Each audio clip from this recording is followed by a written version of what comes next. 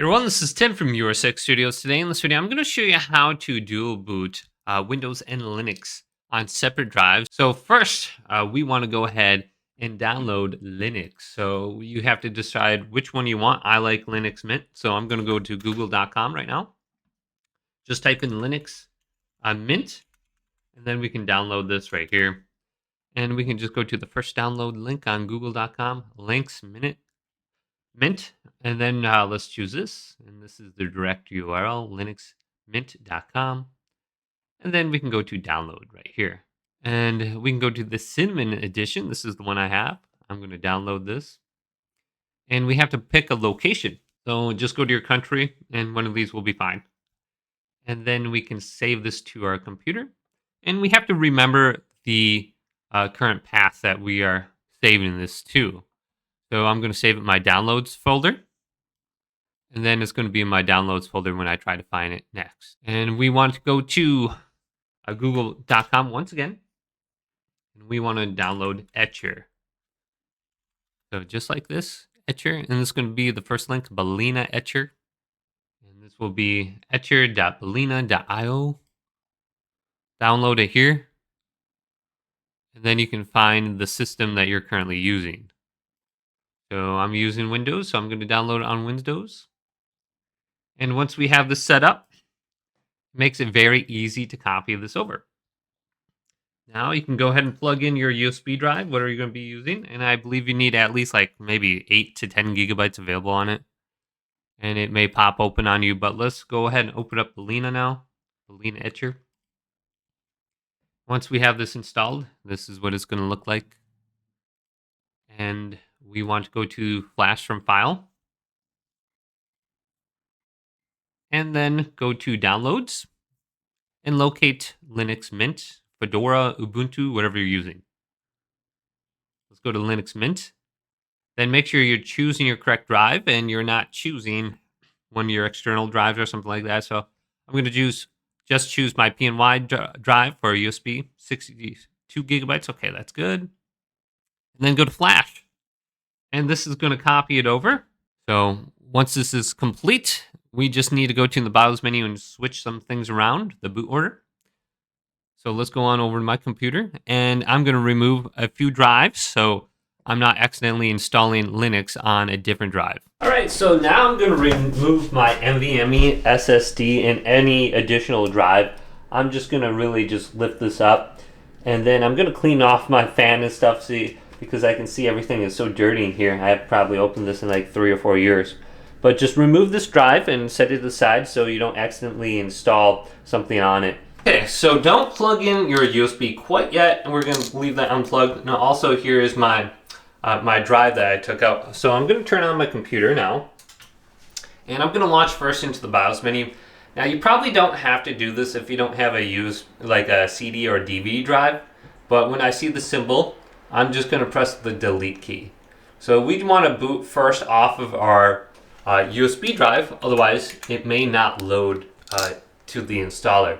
So we want to go over to BIOS. So somewhere under our BIOS menu, we're going to see an option where it says like 1, 2, 3, and 4 boot options.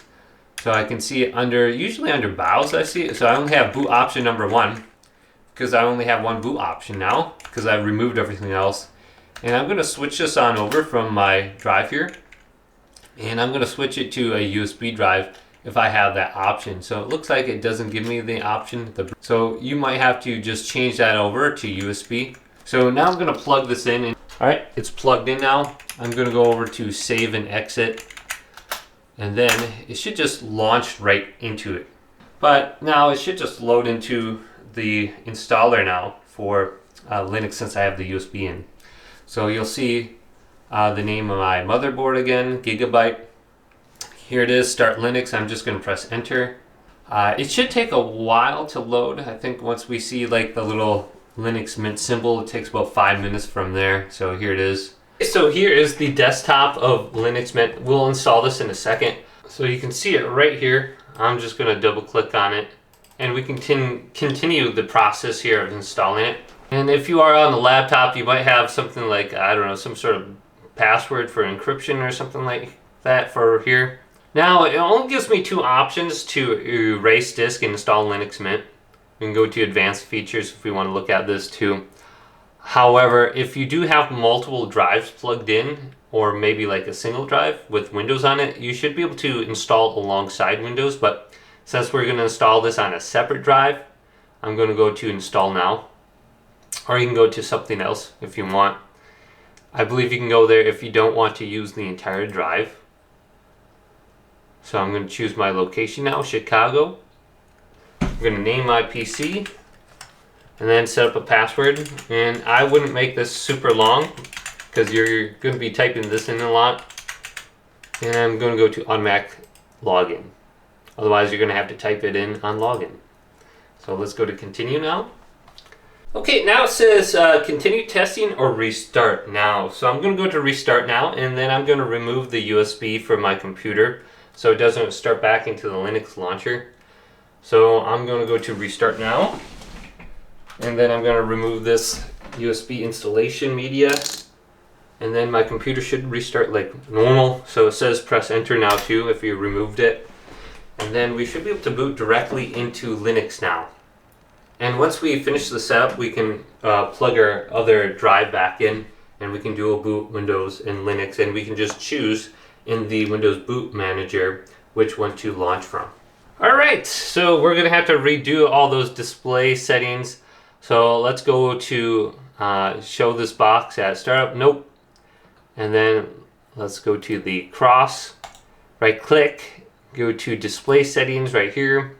Open this up, go to your main display, and we want to choose the settings options under here.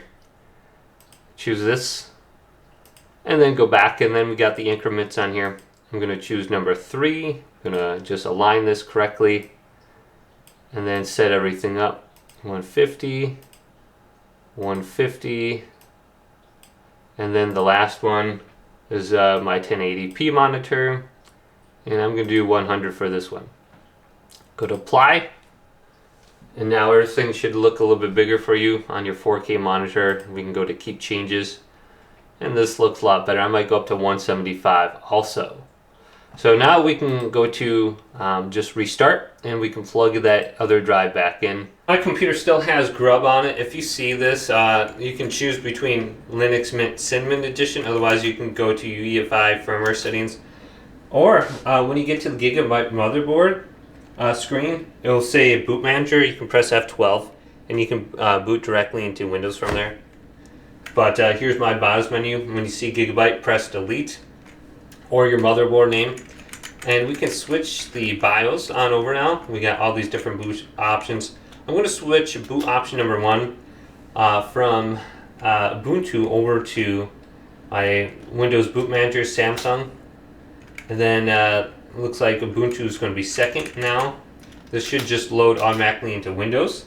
And then if I want to boot into Linux, I can press F12, or it could be F11 on yours. Just look down here, it will say when we boot it up. So let's boot up my computer now. It should boot into Windows directly.